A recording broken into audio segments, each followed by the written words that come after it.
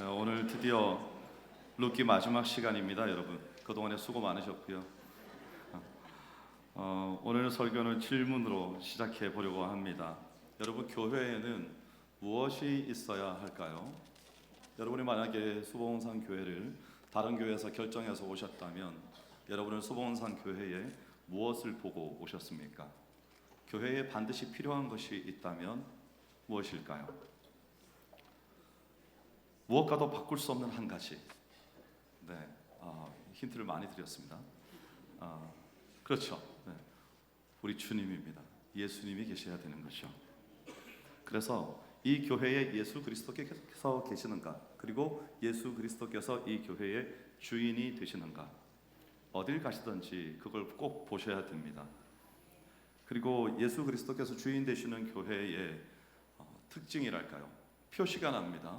예를 들면 바른 말씀의 선포와 함께 하나님의 임재가 있는 예배가 드려지고, 그리고 그 받은 은혜와 복음을 가지고 나가서 전도와 선교를 통해 증거하는 삶을 사는 교회가 바른 교회이고요. 그리고 그 은혜를 나 혼자 받아 간직하지 않고 또 다른 이들을 섬기고 돕는 구제와 봉사를 하는 섬김이 있는 교회, 그런 교회가 제대로 된 교회입니다. 여러분, 우리 교회에는 예수 그리스도께서 계십니까? 예수 그리스도께서 주인 되시는 교회입니까? 네. 만약에 여러분의 마음에 혹 아직까지는 제 마음이 예수님이 주인은 아니신 것 같은데 라는 생각이 들 때 어떻게 하면 되는가 하면, 제가 이렇게 물어볼 때 아멘 하면 되는 겁니다. 거짓말같이 없던 믿음도 생깁니다, 여러분. 네, 제가 많이 해봐서 압니다. 그냥 따라 하시면 되는 겁니다. 네. 그래요. 이 교회의 머리 대신 예수 그리스도를 우리가 회복하는 것이 중요한데요. 왜 회복이라고 하는가 하면, 예수 그리스도를 처음 믿었을 때 여러분 뜨거운 마음으로, 아마도 뜨거운 마음으로 내가 이제부터 그리스도를 위하여 살리라, 혹은 그리스도와 동행하며 살리라, 이런 각오를 가지고 예수님을 영접하고 신앙생활을 시작하셨을 겁니다. 자, 그런데 그렇게 그 이후에 그렇게 사셨습니까? 대답이 없는 걸 보면 알죠. 네, 그렇게 못 살았습니다, 우리는. 그러니까 회복이 필요한 겁니다. 예수의 회복은요, 처음 예수 그리스도를 맞이한다는 말이 아닙니다. 이미 내게 들어와 계신 예수 그리스도가 내 안에서 왕성하게 활동하실 수 있도록 회복한다는 겁니다. 그 생명의 역사를 회복한다는 것이고, 내 삶에서 주인 되시는 자리에서 밀려나신 주님을 다시 내 삶의 가운데에 예수님 중심으로 살아가는 삶으로 모셔드리는 겁니다. 그게 참된 회복이죠. 사실 오늘 말씀은 12절까지는 뭔가 속 시원한 뭔가가 보이지 않았습니다. 분명히 룻이 보아스를 만났습니다. 그리고 일이 다 해결되었습니다. 제가 설교를 구절 구절 전부 다 하지 않았기 때문에 여러분에게 조금 뛰어넘는 느낌이 있겠지만, 지금 이제 오늘 모든 게 다 끝났습니다. 역사가 이루어졌어요. 근데 아무 일도 없는 겁니다. 그런데 13절에 보니까 그가 아들을 낳은지라, 이게 나오는 거죠. 여러분, 이 집은 지금 어떤 집이었는가 하면 죽음의 기운이 감도는 집이었습니다. 죽음의 기운이 감도는 집에 필요한 게 뭘까요? 생명입니다. 오, 똑똑하시네요. 생명입니다. 생명이 필요하죠. 근본적인 해결책이 이겁니다. 그래서 바울 사도가 바울 서신에서 우리가 예수 그리스도를 믿게 되면 어디에서 어디로 옮겨졌다고요? 사망에서 생명으로 옮겨진 겁니다.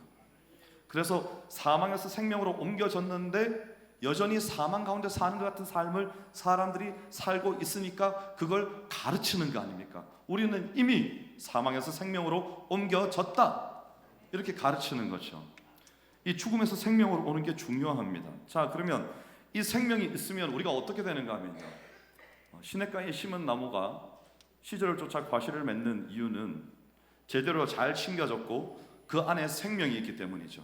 그래서 과실을 맺고 생명이 있는 나무 하나가 푸른 풀밭에 잘 자라고 있으면, 시냇가에 자라고 있으면 그 옆에 감람나무 같은 경우는 그 감람나무가 자라난 그 뿌리 옆에 뺑 둘러서 어린 감람나무들이 또 이렇게 비집고 올라옵니다. 왜냐하면 거기에 생명이 있기 때문이죠. 거기서 올라오는 겁니다.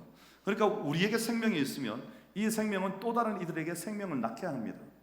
그러면 우리는 어떻게 하면 되는가 하면 이 생명을 전해주면 되는 겁니다. 그래서 우리가 우리의 자녀들을 양육할 때 자녀들에게 이제 자녀들이 예를 들어서 중학교, 고등학교 혹은 청년이 되었습니다. 그래서 우리의 마음에 욕심이 생깁니다. 좀 신앙생활을 잘했으면 좋겠습니다. 자기도 잘못했으면서 근데 잘했으면 좋겠다는 마음에 그냥 교회 좀 부지런히 다녀라, 출석 좀 잘하고 내가 깨우지 않아도 좀 일어나서 교회 좀 가고, 그리고 이왕에 갔으면 좀 훈련도 받고 봉사도 하고 그러면 좋겠는데 어째 그래 너는 미동이 없냐, 미동이 막 이렇게 닥달을 합니다. 왜 그럴까요? 아직 그 안에 생명이 있는데 혹은 생명이 없든지 생명이 있는데 이 생명이 잉태가 되어서 자라나지 못한 겁니다.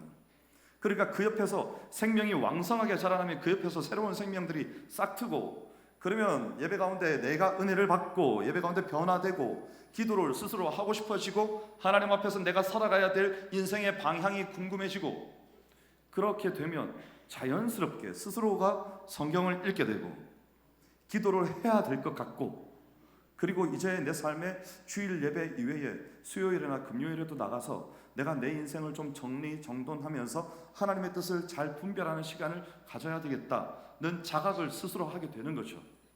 그래서 우리는 그때가 되도록 뭘 해야 되는가 하면요, 불씨를 살려줘야 되는 겁니다. 이걸 확 꺼트리면 안 돼요. 여러분 집에서 우리 대부분의 남성분들이 어떤 성향이 좀 있으신가 하면 예를 들어서 이렇습니다. 이제부터 좀 내가 수요일 날 나가서 예배도 좀 드리고 금요 기도에도 좀 참석해야 되겠다, 혼자서 생각하는 겁니다. 그런데 옆에서 아내가 아니 좀 금요일 날 도대체 언제 나올래? 이러면 어떻게 하는지 아세요? 에이 안 나가 이렇게 되는 겁니다. 네, 안 돼요. 그게 나가려다가도 빈정상하는 거죠. 그냥 내가 하려고 했는데 네가 말을 하니까 괜히 하기가 싫어진다, 이렇게 되는 겁니다. 생명의 씨앗을 불어가지고 조심스럽게 잘 살려주면 그러면 그 생명이 자라나서 의뢰히 알아서 나오지 않겠습니까? 그러면 우리는 그 길을 깔아주는 거죠. 언제든지 그래 간다 하면 아유 생각 잘했다, 나 그동안에 기도했는데 너무 감사하다, 왜 이제 오는데 이러지 마시고 그렇죠? 다 받아주면 되는 겁니다. 사랑으로. 그 생명이 필요한 거죠. 그 생명이. 그러면 그 생명의 역사가 우리를 움직이게 하는 겁니다. 제가 수봉산 교회에 오기 전에 이전 교회에 있을 때 한 4년 전 정도에 자전거를 한 2년 정도 탄 적이 있습니다. 그 자전거가 이제 어떤 자전거인가 하면 이티가 타는 자전거 말고요, 그렇게 로드 자전거라고 사이클 선수들이 타는 자전거 있습니다. 그걸 탔었어요. 제가 지금은 이제 조금 약간 살이 좀 빠졌는데 안 믿기시겠지만, 근데 그때는 좀 살이 좀 있었습니다. 그래서 자전거를 타는데 자전거를 타는 처음 타기 시작하는 사람들이 이제 저와 같은 덩치의 사람들이 자전거를 타면 저 같은 사람들을 보고 의뢰히 쓰는 용어가 있습니다. 나르는 돈가스. 그렇죠? 조그마한 자전거가 아주 날렵하게 생겼는데 덩치가 산만한 사람들이 여러 거 타고 있으니까 그죠? 속도는 좀 빠릅니까? 엄청나게 빠르거든요. 근데 여러분 그 자전거를 타는데 자전거를 잘 타고 싶어요. 그래서 어떤 사람들은 타이어를 바꿉니다. 또 핸들을 이렇게 에어로 스타일로 바람의 저항을 덜 받게 헬멧도 바꾸고 옷도 몸에 착 달라붙는 아주 착용감이 좋고 바람에 펄럭거리지 않는 그런 옷들로 다 갈아입고 사가지고 그리고 탑니다. 변화가 없죠. 아주 조금 변화가 있을 겁니다.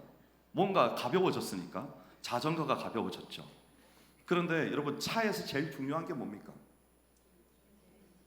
차를 안 모시는군요. 엔진입니다. 엔진. 차에서 제일 중요한 게 엔진입니다. 차를 아무리 급치를 해본들 차가 스포츠카 같이 달립니까? 아니요. 차에는 엔진이 제대로 붙어 있어야 됩니다. 자전거 타는 사람은 자전거를 아무리 좋은 걸 타본들 몸이 나르는 돈가스인데 이게 잘 나가겠습니까? 오르막길만 가다가 퍼지고 속도가 좀 붙는다 하다가도 오랫동안 속도를 지속하지 못하죠. 무거우니까요. 안 나가는 겁니다, 이게. 그래서 여러분 엔진을 바꿔야 되는 거죠. 그럼 뭘 해야 됩니까? 체질 개선을 해야 됩니다. 하체에 힘을 기르고 복부에 힘을 기르고 그래서 힘차게 페달을 저을 수 있도록 숨이 차지 않게 심호흡도 잘하고 복식호흡도 하고 이러면서 준비를 해야 되는 거죠. 그래서 엔진이 바뀌면 그때부터 자전거는 알루미늄을 타든지 카본을 타든지 뭐 몇 천만 원짜리를 타든지 상관없습니다. 그냥 나가는 겁니다. 엔진이 좋으니까요. 그런 겁니다. 우리 여기 악기 연주하시는 분들이 있잖아요. 여러분 악기 연주를 하는데 뭐 예를 들어서 3만 원짜리 바이올린 들면 소리가 안 납니까? 아니죠.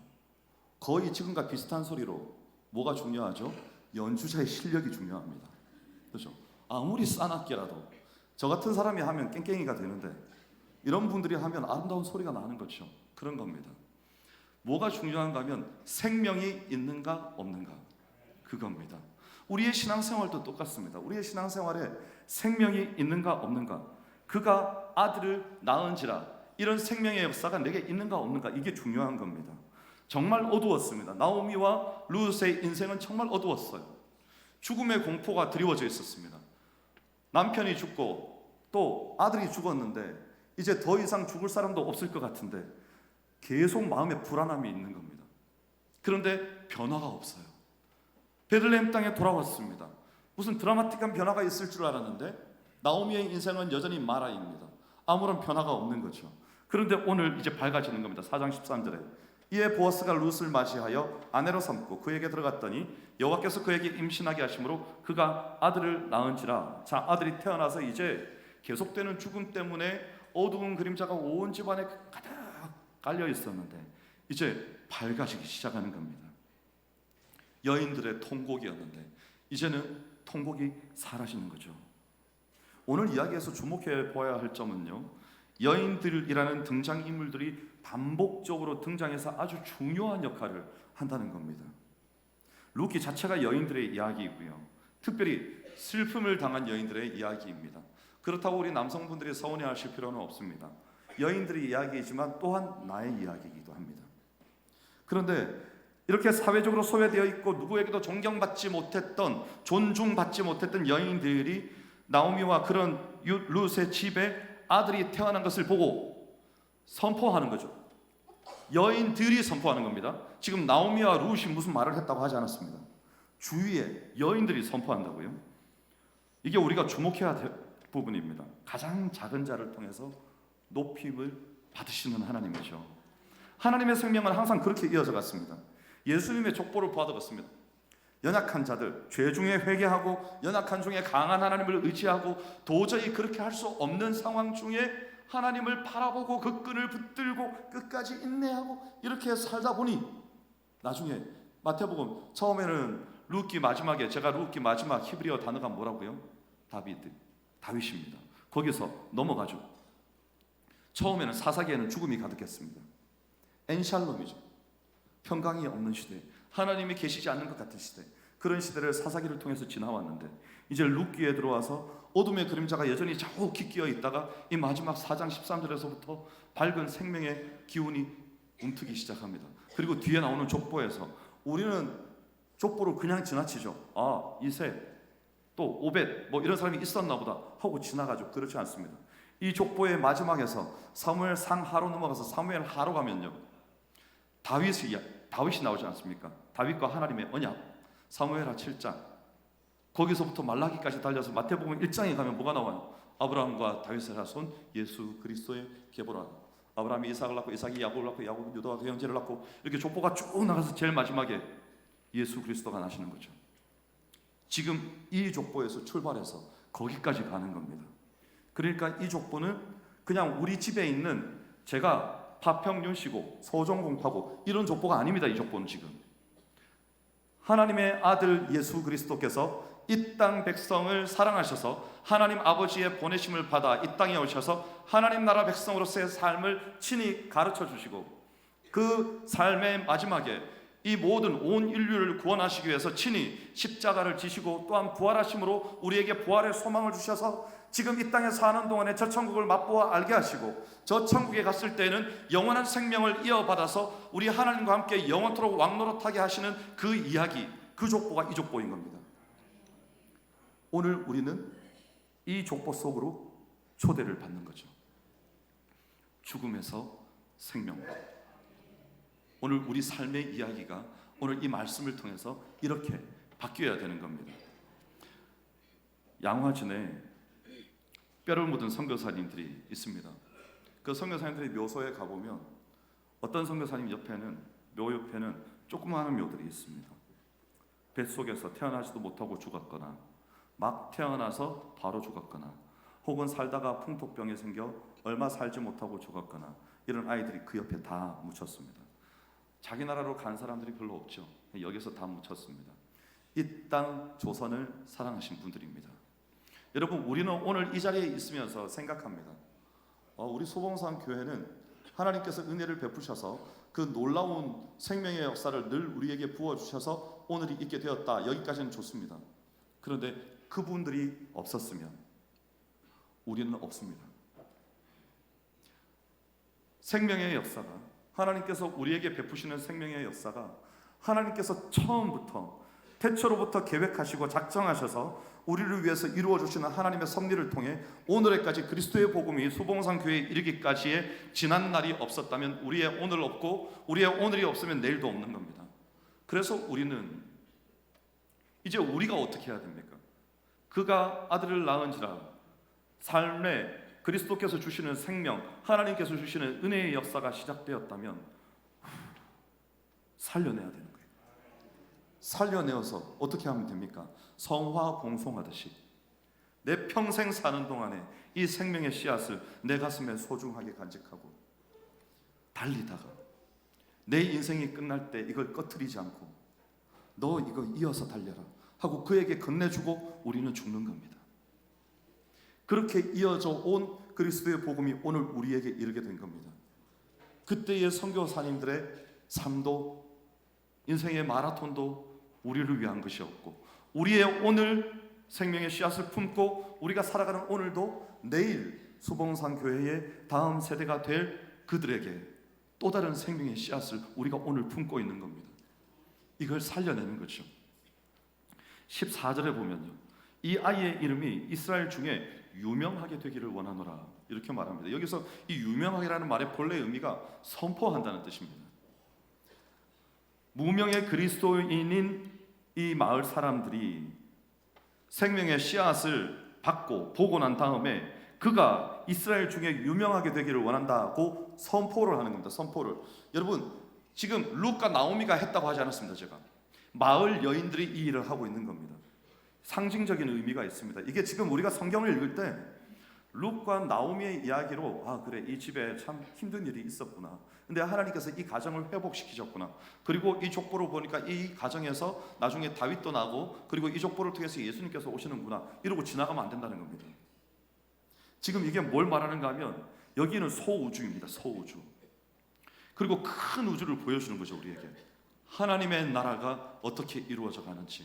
그래서 이스라엘 민족 전체의 흥망성쇠가 이 구절들에 지금 계속 나타나고 있는 겁니다.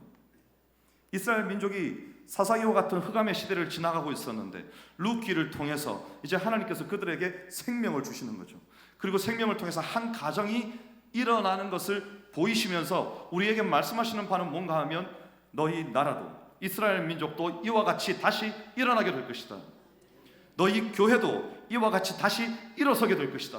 이걸 우리에게 나타내 보여주시는 거죠.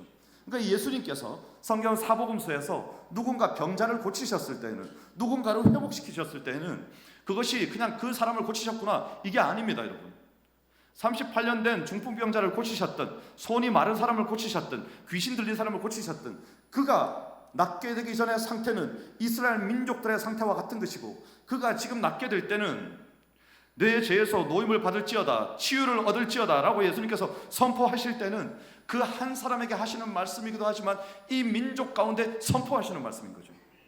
예수님의 마음입니다. 나는 이 민족 전체가 치유함을 얻고 죄로부터 자유함을 얻으며 참된 하나님의 백성으로서 살기를 원한다. 이걸 계속 말씀하시는 겁니다. 반복해서 오늘 이 집에 구원이 임하였느니라 라고 말을 했다만 삭개오의 집에 가서 그냥 삭개오 개인에게만 한 말 같습니까? 아닙니다. 이 민족 죄 가운데 빠져 있어서 마치 예수 그리스도를 만나기 전에 삭개오처럼 자기 인생에 사람들을 착복해서 내 재산 늘리는 것만 내 인생의 최고인 줄 알고 살았는데 예수 그리스도를 만나고 난 뒤에 보니까 내가 가진 재산은 아무것도 아니고 내가 나쁜 짓을 한 것들 때문에 수많은 사람들이 어려움을 받고 있는데 하나님 이제 내가 이렇게 살지 않겠습니다.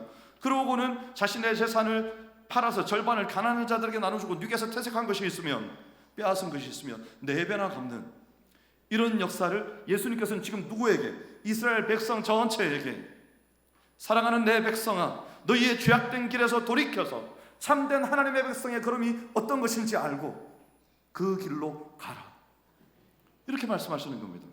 그러니까 우리가 성경을 읽지 않습니까? 사복음서를 읽으면서 사개오한테 이런 일이 있었구나, 중풍병자가 나았네, 이러고 지나가는 게 아니란 말이죠. 오늘 우리에게 주시는, 오늘 우리를 살리시는, 오늘 우리를 회복시키시는 하나님의 역사가 이 말씀 속에 담겨 있다는 겁니다. 그런데 이 사람들이 어떤 사람들인가 하면 동네 여인들이라는 거죠. 저는 이 구절을 읽으면서 한 무리가 떠올랐는데, 목자들입니다. 베들레헴 들판의 목자들. 목자들은 그 당시에 가장 천한 직업이었습니다. 사실 집에서 살지도 못했습니다. 왜냐하면 유목을 했기 때문에 양들을 몰고 다녀야 되는 거죠. 그러니까 동굴 같은 곳에 있었습니다. 아니면 천막 같은 걸 치든지. 근데 천막도 쳐놓으면 이게 또 정착이잖아요. 걷고 하기가 얼마나 귀찮습니까? 그래서 여러분, 이스라엘 성지순례 가셔서 베들레헴 목자들의 들판교회를 가시면 거기 아름답게 지어놓은 1968년에 이탈리아 건축가가 지어놓았다는 천막을 본따서 만들었다는 그 집에 들어가서 소리가 아주 아름답게 납니다. 그 집에 들어가면, 그 교회에 들어가면. 아마도 이스라엘에서 지어진 모든 교회들 중에 우리 중에 가장 심각한 음치라도 성악가로 만들어주는 소리가 그 집에서 납니다. 네, 제가 직접 해봤습니다. 근데 여러분, 그게 중요한 게 아니고요, 거기서 찬양 한번 하셨으면 정말 울림이 아름답다 이러고 집에 가시지 말고 나와서 목자들이 있었던 데를 가봐야 돼요. 어디입니까? 땅 속에 있는 동굴, 거기 살았다고요, 목자들은. 이게 무슨 말이죠? 이 사람들은 정말 별 볼 일 없는 사람들이었습니다. 그런데 사회적으로 아주 중요한 사람들이었죠. 왜냐하면 그들이 목축업을 했기 때문에 백성들이 먹고 살 수 있는 거 아닙니까? 근데 그 사람들에게 구유의 아기 예수 그리스도께서 탄생하셨다는 것을 천사들이 알려준 겁니다. 성경은 그런 사람들의 역사입니다. 젊은 이 마을에, 베들레헴에 이름 없는 빛도 없는 동네 여인들의 역사고요, 베들레헴 들판에서 양을 치고 있었던 부자들은 그들도 보지도 않았던 천한 직업을 가진 목동들의 역사가 예수 그리스도의 생명의 역사입니다. 물론 여러분, 우리 중에 부자분들이 낙심하실 수도 있겠습니다. 괜찮아요. 마음이 가난하면 됩니다. 마음이 가난하면 예수 그리스도를 찾게 되죠. 그러면 그 안에 생명이 잉태하게 되는 겁니다. 누구든지 예수 그리스도를 사모하고 갈망한다면 그는 생명의 씨앗을 품고 하나님의 사람으로서 그 생명을 전달할 수 있는 자격을 갖추었습니다. 오늘 여기에 이 여인들을 통해서 선포되는 하나님의 생명의 역사가 오늘 우리에게 이제 울려 퍼지는 겁니다. 나오미와 룻의 집에 아들을 주신 이 사건이 단순히 한 가정에 일어난 일이 아니라 이스라엘 중에 나타내신 하나님의 큰 일이라고 이 마을 여인들이 지금 자신의 목청껏 선포하고 있는 겁니다. 15절에서 여인들의 찬양으로 더 구체적으로 나타나죠. 생명의 회복자라고 나오죠. 충만한 생명으로 회복되었다, 이런 뜻입니다. 왜냐하면 생명의 회복자라는 표현은요, 존재의 완전한 상태를 회복한다, 이런 뜻입니다. 처음 하나님께서 본래 나를 이 땅에 보내셨던 그 상태, 그 부르심, 그 사명을 회복한다는 거죠. 그렇게 이제부터 살아가기 시작한다는 겁니다. 루키 2장 1절 보면 내가 풍족하게 나갔더니 여호와께서 나로 비어 돌아오게 하셨느니라, 이렇게 말했는데, 이제 여인들의 찬양을 통해서요, 나오미가 느꼈던 그 존재론적인 슬픔이죠. 내 인생은 말하다, 나는 너무 슬픔이 가득 차 있는 인생이다, 나에게 와서 도대체 왜 이렇게 됐느냐고 묻지도 마라, 이렇게 말했던 나오미가 이제는 그 슬픔, 그 어두움, 그 죽음이 다 사라졌습니다. 그리고 그의 삶에 생명이 찾아온 거죠. 회복이 찾아온 겁니다. 해산을 돕던 산파들이 아들이 태어난 걸 보고 뛰어나갔겠죠. 그가 아들을 낳은지라. 가서 말하니까 동네 여인들이 다 왔습니다. 처음에 네가 나오미냐고, 모압 땅에서 돌아와서 베들레헴 성문 앞으로 걸어오고 있을 때 동네 여인들이 다 나와가지고 네가 나오미냐, 너 정말 나오미 맞냐, 어쩌다가 이렇게 됐냐, 그렇게 말하던 여인들이 이제는 주께서 이 가족에 구원을 베푸셨구나, 주께서 이 가족에 생명을 허락하셨구나, 이렇게 말하면서 다 축복해주고 있는 겁니다. 여러분, 하나님께서는 이사야 42장 3절 말씀에 상한 때를 꺾지 않으시고 꺼져가는 등불을 끄지 않으시는 하나님입니다. 이 하나님의 말씀이 실현되는 순간이죠. 그런데 여기서 보통은 사무엘상 같으면, 아니면 사복음서에서 같으면, 누가복음 같으면 한나가 노래를 부르고 마리아가 노래를 부르고 이럴 텐데, 엘리사벳이 노래를 부르고 이럴 텐데, 여기서는 나오미와 룻이 노래하지 않습니다. 동네 여인들이 노래를 부르는 거죠. 동네 여인들이 그렇게 축복하는 겁니다. 17절에 그의 이웃 여인들이 그에게 이름을 지어주되 나오미에게 아들이 태어났다 하여 그의 이름을 오벳이라 했다. 여러분, 이 여인들이 누구길래 룻의 아들의 이름을 지어줍니까? 여러분, 혹시 동네 여인들이 이름을 지어줘서 여기 앉아 계신 분 계십니까? 한 명도 없죠. 누가 지어준다 한들 누가 그 말을 듣겠어요? 저리가, 내가 지을 거야. 그 동네 여인들이 이름을 지어준 겁니다.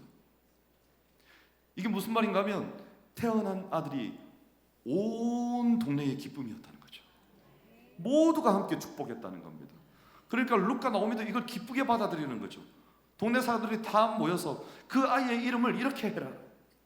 너희 가정에 하나님께서 허락하시는 구원의 기쁨이다. 이렇게 말해주는 겁니다. 저자가 여기서 개인의 이야기를 뛰어넘어서 더 깊고 더 넓은 이야기를 우리에게 하는 거죠. 오벳의 뜻은요, 섬기는 자입니다. 동네 여인들이 왜 그의 이름을 오벳이라고 지었을까요? 그 이름의 뜻대로 이 아이가 나오미의 생명을 회복시키고 그녀의 노년의 봉양자가 될 것이라고 믿었기 때문에 그랬습니다. 그 결과 어떻게 됩니까? 그 믿음대로 되죠. 근데 오벳은 다만 나오미를 섬기는 자뿐만 아니고요, 메시아의 족보에 오릅니다. 오벳은. 그리고 룻에게 기업 물을 자가 되죠. 아들이 없었으니까, 재산을 가지고 있어도 물려줄 아들이 없으면 끝나는 겁니다, 이제. 그런데 보아스가 그와 결혼을 해서 아들을 낳아주니까 이제 재산을 물려줄 기업 물을 자가 된 겁니다, 오벳이. 그리고 예수님을 예표하는 위치에까지 서게 된 거죠. 그래서 오벳이 축복의 대명사가 된 겁니다. 우여곡절 끝에 탄생한 아들에게서 다윗과 예수님이 탄생하시기 때문이죠. 오벳의 탄생은요, 나오미가 회개하고 룻이 순종하고 보아스가 희생하고 이 모든 일을 누가 계획하셨을까요? 하나님. 사실 오벳은 다른 성경에서는 중요하게 등장하지 않습니다. 그냥 스쳐 지나가는 이름으로 나옵니다. 어쩌면 여러분, 제가 오늘 이렇게 설명하지 않았으면 여러분도 이 성경 4장, 룻기 4장에서 나오는 오벳의 이름을 보고 오벳이 있었나 보다 이러고 지나갔을지도 모릅니다. 제가 설명을 하니까 깨닫게 되셨을 수도 있죠. 베들레헴 공동체에서 생명의 씨앗이 되고 나오미와 룻의 집안에 하나님께서 베푸신 기적을, 회복을 가져다주는 생명이 되는 겁니다. 새 생명이죠. 이렇게 룻기는 아주 작은 자에게 일어난 기적입니다. 텅 빈 나오미의 인생이 어떻게 채워지는지 보여주는 책인 거죠. 자, 여기서 제가 한번 짚고 넘어가고 싶은 건 뭔가 하면 이 회복이 어디로부터 시작되었는가 하는 겁니다. 나오미가 모압 땅에서 하나님께서 베들레헴에 양식을 주셨다는 소식을 듣고 돌이키는 것, 회개입니다. 그 삶의 걸음을 돌이키는 거죠.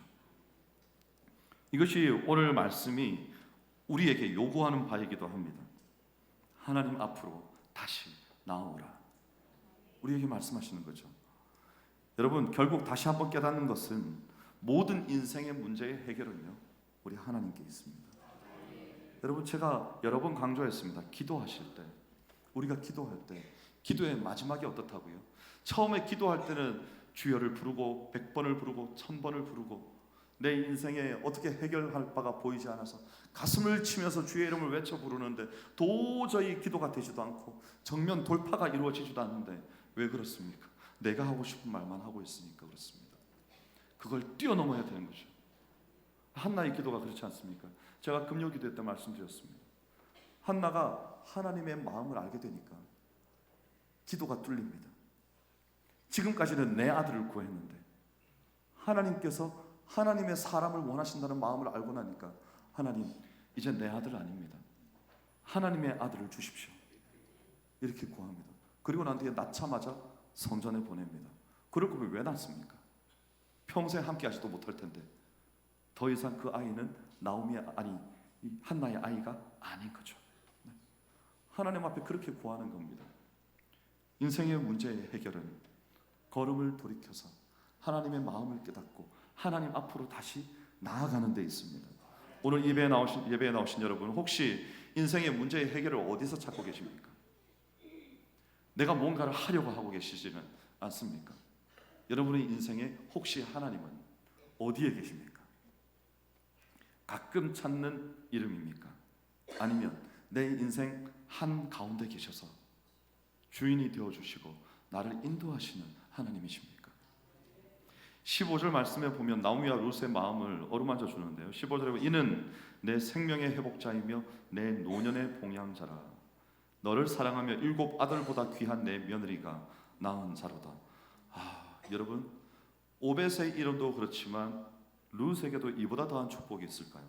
너를 사랑하며 7 아들보다 귀한 내 며느리가 낳은 자로다. 우리 이 자리에 앉아 계신 며느리 여러분, 그런 며느리가 되시기를 바랍니다. 네, 제가 이런 적용을 하리라고는 꿈도 못 꾸셨죠. 네, 그런 며느리가 되시기 바랍니다. 나오미의 생명의 회복자가 될 것이고 노년의 봉양자가 될 것인데, 여러분, 또한 우리 가정에서 태어나는 우리의 모든 아이들이 누군가에게 이렇게 생명의 회복자요 노년의 봉양자가 되는, 기쁨이 되는 가정이 어두운 가운데 있었는데 하나님께서 베푸시는 축복으로 말미암아 이제 환하게 밝아지는, 웃음소리가 담장을 넘어가는 그런 역사가 또한 여러분에게 있기를 축복합니다. 제 아들과 외할아버지의 나이 차이가 70년입니다. 노년의 봉양자죠. 제 아들이 한번 처가에 가면 아들이 처가에서 떠날 때까지 웃음소리가 집에서 떠나질 않습니다. 노년의 봉양자 맞습니다. 생명의 회복자죠. 루키 1장 4절에서는 그녀가 10년이나 아이를 낳지 못했던 것을 적고 있습니다. 그런데 이제 그녀에게 하나님께서 선물을 주셨고 나오미를 사랑하는 룻이 아들을 낳음으로써 이제 이 이방인 과부가 7 아들보다 귀한 며느리가 된 거죠. 아마도 이 베들레헴 여인들의 이 축복의 말을 들었을 때 나오미와 룻은 조용히 눈물을 훔치지 않았을까? 하나님께서 베풀어 주신 그 은혜로 말미암은 감격이 이 가슴 속에서 솟구쳐 올라오지 않았을까 생각합니다. 지난 세월이 주마등같이 스치고 지나갔겠죠. 죽음의 세월, 도저히 헤쳐나가지 못할 것 같은 고통의 세월, 그런 세월이 있었습니다. 그런데 이 베들레헴 공동체가 이 나오미와 룻을 그들의 날개로, 그들에게 무슨 나를 만한 날개가 있었겠습니까? 주께서 주신 품이죠. 그 품으로 함께 품어준 겁니다. 여러분, 축복하기는 우리 수봉상교회도 이 성전 가득한, 우리의 눈에 보이지 않지만 주께서 우리에게 허락하여 주신, 예배 가운데 펼쳐주시는 주의 날개가 있습니다. 이 날개가 우리 성전에 가득 차 있는데 이제 우리도 그 날개로 이렇게 생명의 회복이 필요한 이들, 노년에 하나님 앞에서 기쁨을 누려야 함에도 불구하고 슬픔 가운데 있는 이들에게 이 생명의 날개를 펼쳐서 그들 모두를 또한 품어줄 수 있는 여러분의 날개가 되시기를, 여러분의 생명이 되시기를 또한 축복합니다. 우리는 룻이 오벳을 낳아서 나오미의 품에 안기는 것까지를 함께 보았습니다.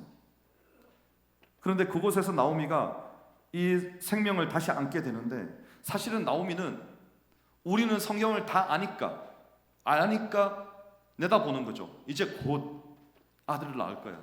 그 아들에게서 다윗이 날 거고 예수님이 나실 거야. 나오미는 알았겠습니까?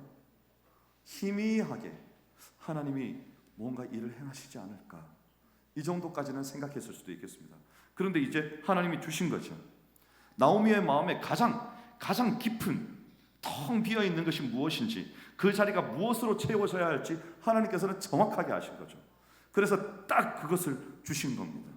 새로운 생명으로. 제가 젊은 부부들에게 자주 이런 말을 합니다. 우리가 직장에서 너무나 바쁜 삶을 살고 또 지극히 평범한 일상들을 어쩌면 오늘 주일도 내일 월요일부터 시작되는 우리의 삶 속에서도 살고 있습니다. 하지만 그 마음에는, 여러분, 우리의 마음에는 뭐가 있죠? 내가 아무리 바빠도 교회를 사랑하고 예배를 사랑하고 예배 가운데 변화되어서 하나님의 놀랍고 풍성한 뜻이 나를 통해서 이루어질 수 있기를, 이걸 우리가 늘 사모하면서 살고 있습니다. 그런데 우리의 삶에 어떤 위대한 일이 일어나지 않는 거죠. 근데 여러분, 그렇게 사는 게 맞습니다. 삶은 소박하게, 이상은 원대하게, 그렇게 사는 겁니다. 그런 우리가 함께 모여서 수봉산 교회를 이루는 겁니다. 한 사람 한 사람을 떼놓고 보면 보잘것없습니다. 아무것도 아닙니다. 이 사람이 뭔가 할 수 있을까 생각이 됩니다.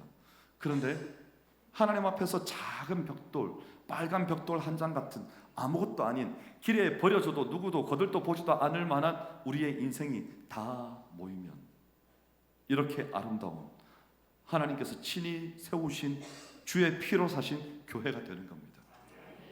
그래서 여러분 한 사람 한 사람은 너무나 소중합니다. 보배롭고 존귀한 주의 자녀입니다. 여러분 자신이 어떤 사람인지 스스로 아셔야 됩니다.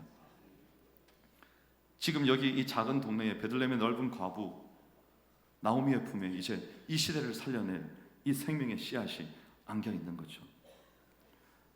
룻기에는 영웅도 없고 엄청난 전투도 없고 뭔가 일이 벌어질 만한 놀라운 기적도 없었지만 우리 하나님께서 이 나라 전체를 다시 세우시는 놀라운 계획을 이 사소한 족보 속에 일을 하나하나 진행하고 계셨던 겁니다. 오늘 우리도 그 역사 속에 있는 거죠. 여러분, 그래서 저는 오늘 말씀을 정리하면서 말씀을 이렇게 적용하고 싶습니다. 이제 우리에게 남은 것은 우리 가운데 흐르는 이 예수 그리스도의 피로 말미암은 이 구원의 복음이 우리에게만 있을 것이 아니라 전달이 되어야 되는 겁니다. 가정으로 전달되고 일터로 전달되고 복음이 필요한 이들에게 전달되고, 그래서 내가 소중하게 간직한 이 생명의 씨앗이 예수 그리스도의 복음의 진리를 수호하는 이 간절한 열망이, 진리에 대한 수호하고자 하는 이 마음에 우리의 사모함이, 말씀을 지키고자 하는 이 마음이, 열심히 기도함으로 주의 몸된 교회가 하나님께서 친히 세우셨으며 주의 피로 사신 교회로서의 역할을 잘 감당할 수 있기 위한 우리의 불타오르는 기도가 우리 안에만 그냥 사장되어 있는 것이 아니라 그것이 우리가 기도함으로 이 생명을 또 다른 누군가에게 소중하게 전달하는, 저 러시아 정교회, 그리스 정교회 사람들은요, 예루살렘의 그 성분묘 교회나 이런 교회들에서 촛불에 이 불을 이어가는 거죠. 거기서 불을 피우면 그 불이 무슨 대단한 의미가 있는가 봐요. 그래서 그 불을 비행기까지 들고 가요. 비행기에서 이 불을 피워가지고 자기 집까지 들고 가고 교회까지 들고 가요.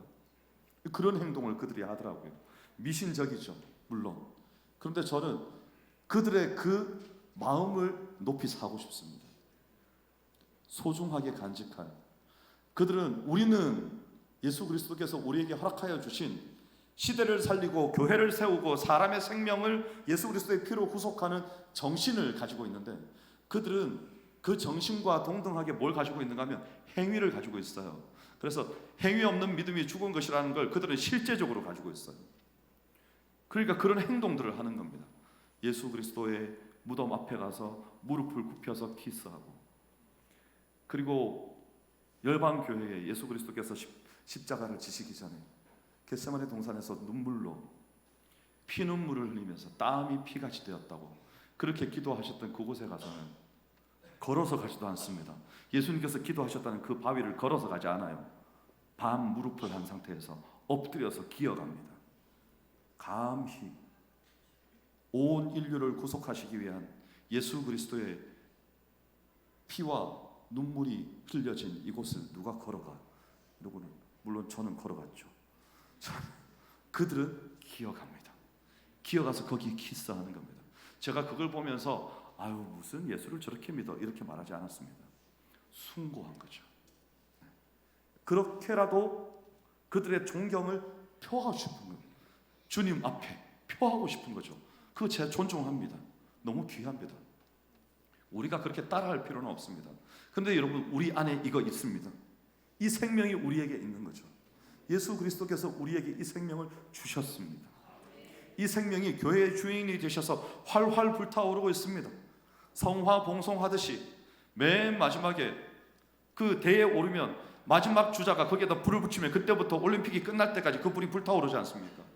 우리의 인생이 마치 그 생명이 이 성화봉송에 한 사람이 들고 달리는 이 성화봉송처럼 내 인생 끝날 때까지 주님께서 내게 맡겨주신 생명, 가족, 교회, 나라를 내가 책임지고, 주님, 내가 기도하겠습니다. 내가 이 생명을 안고 가겠습니다. 내가 이 생명을 기필코 전달하겠습니다. 저 생명이 필요한 이들에게, 눈물과 한탄 속에 인생의 향방을 알지 못해서 오늘도 방황하고 있는 저들에게 제가 이 생명을 전달하겠습니다. 이 마음을 가지고 이걸 품고 달리는 거죠.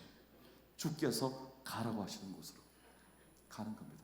그러면 나중에 마침내 우리가 저 천국에서 우리 주님과 함께, 생명의 근원 되시는 주님과 함께, 이제는 기쁨 가운데 우리 모두가 다 함께 모여서 영원토록 주의 이름을 높여드리면서, 오늘 이 여인들은 일시적인 기쁨이요, 일시적인 찬양이고 일시적인 회복이었지만 우리 주께서 베풀어 주시는 회복은 영원한 생명을 예수 그리스도의 이름을 통해서 우리에게 주신 것이기 때문에 오늘 우리는 이 땅에서 잠시 동안 그 생명의 기쁨, 천국의 기쁨을 맛보고 저 천국에 가서는 이제는 영원한 기쁨 가운데 거하게 될 것입니다. 그래서 우리가 죽음 가운데 영원토록 슬퍼하지 않을 수 있는 이유는 우리에게 그 소망이 있기 때문에, 소망 없는 다른 이들과 같이 슬퍼하지 않을 수 있는 것은 데살로니가전서 4장에 나오지 않습니까? 우리는 주께서 베푸실 소망이 우리에게 있습니다. 오늘 말씀의 제목이 생명의 씨앗입니다. 여러분의 마음에 이제 다시 한번 묻습니다. 생명의 씨앗이 있습니까?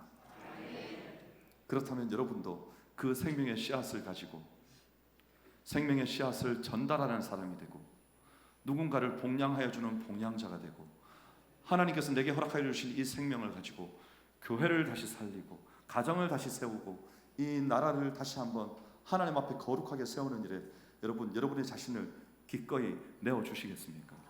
오늘 하나님께서 그런 사람을 찾으십니다. 이 룻기의 마지막 시간에 오늘 우리 모두가 함께 이 거룩한 결단과 함께 하나님께서 우리에게 주시는 이 영적인 계보를 이어가는 여러분의 삶이 되시기를 주의 이름으로 축원합니다. 기도하겠습니다.